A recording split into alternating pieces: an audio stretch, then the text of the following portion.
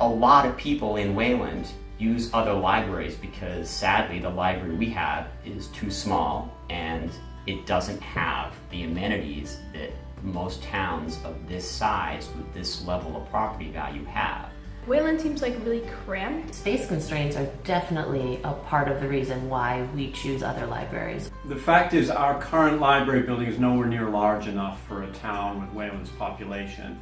And that's based on both an independent study and comparisons to neighbor towns of similar size. Different ages, all in one room. There's no specific area for young adults. The story time area is sort of like a little conference room off to the side. The space is so tight and it's always hard to get in there, to stuff all the families into the one small room we have. Parking is always an issue. We fill up the Raytheon room. It just wasn't conducive for larger groups. It also isn't conducive for small groups. When you just want to have 3 or 4 people working together to study on something. If you're tutoring, if you're working with someone on a homework project or a group project, if you want to have more lectures, more talks, more than one at a time, there's no space for that. We do as well as we can with the space we have. The stacks are much higher in Wayland, and that's really a function of trying to squeeze as many books as possible into an existing space. We have to aggressively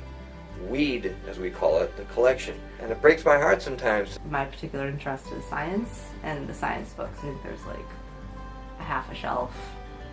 Right now the library staff is sort of jammed into the corner of the basement. For those people in our community who have come to the library all their lives in Wayland, but now perhaps maybe physically disabled, they need more room to get around. We're not just building a building to house a bunch of books. It's about, does it have spaces that are the right size to sort of have continuing community involvement?